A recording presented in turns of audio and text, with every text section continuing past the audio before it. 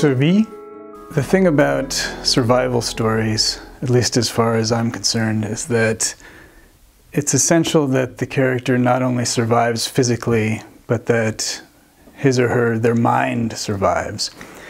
A common thread running through stories of polar exploration and extreme adversity is that in order to survive, innovations are created to keep the spirit alive, the mind, because just surviving physically is never enough. So in my story, Sven, with the help of his friends, has to nurture his mind in order to survive. That's key, because if the mind falls, if the spirit falls, the body certainly can't withstand it. Amitié. Clearly, friends are vital for Sven and for any character in such a circumstance.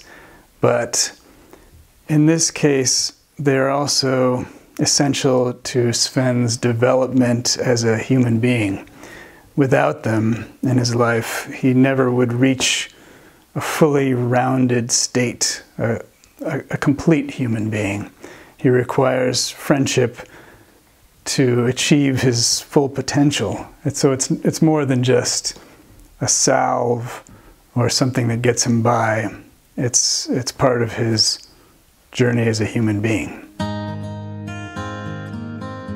Solitude. I believe that solitude, loneliness, these are things that are important to experience as a human being. Not only do they make a change on a person or on a character in this case, and Sven certainly changes in the face of extreme solitude in that he begins to experience time, as I say, geologically. He says he becomes a stone. I think it's important for everyone to experience a little bit of loneliness, however that may be. It could be in a city. I think that it not only lengthens someone's attention span, but gives them time to see themselves more clearly. Nature.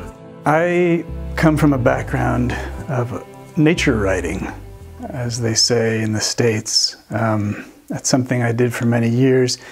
It's the way I approach many projects initially.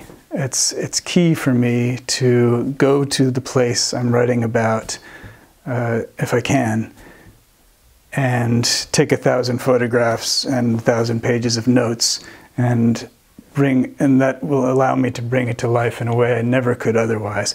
So nature plays an inarticulatable role in this book. It's as much as a character in and of itself. As you see, if you read it, there are sometimes lengthy descriptions of the natural world. They play a massive role in Sven's life. Écriture. I think that at first glance, Sven might seem an unlikely memoirist. Unlikely as someone who might tell his own story because of his background, because of his education. But in fact, it makes sense to me, at least as the author, I hope it makes sense to you, that Sven, being a deeply self-observant person, well, not only of the self, but of people and their flaws and foibles, not only his own, is in some ways the ideal memoirist, the ideal writer, because he's perpetually taking mental notes about the world around him.